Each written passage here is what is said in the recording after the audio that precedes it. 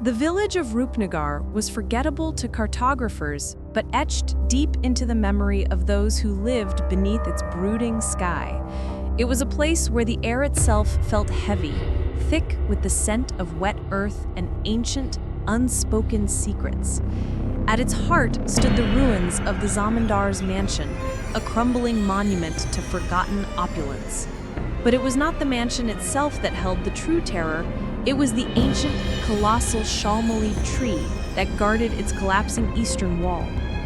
The villagers avoided it after sunset, a silent, communal decree passed down through generations. They said the tree had no roots.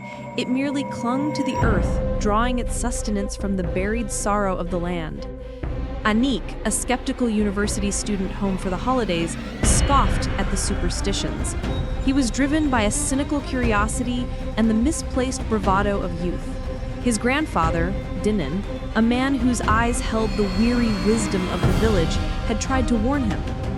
"Stay away from the Shalmali, Anik," Dinan had rasped, his voice barely a whisper in the quiet dusk. "It is a tree that listens, waits. It does not move, yet it sees everything. No good ever comes from disturbing what the earth has chosen to keep." Anik, of course, paid no heed. He packed his camera, a powerful flashlight, and a small digital voice recorder.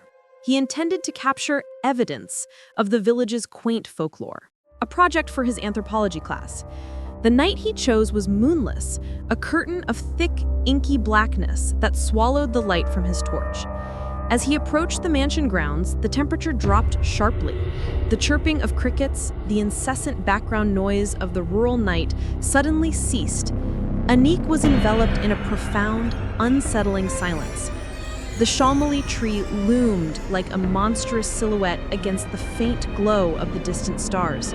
Its massive trunk was scarred and gnarled, its cotton-bearing branches reaching out like skeletal fingers.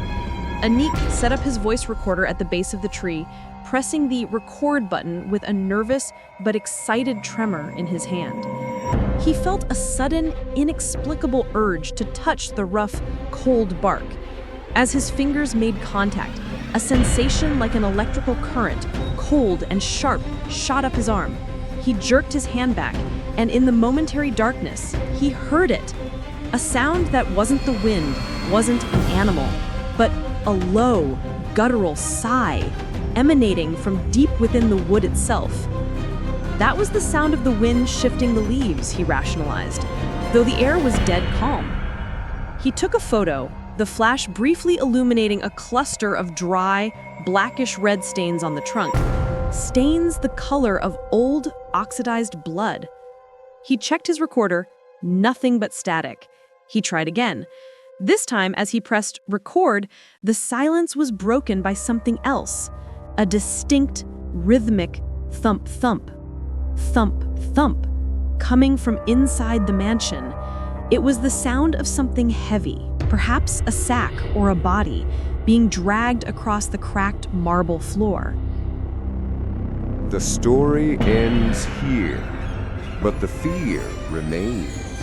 If you want to survive the night, hit that subscribe button.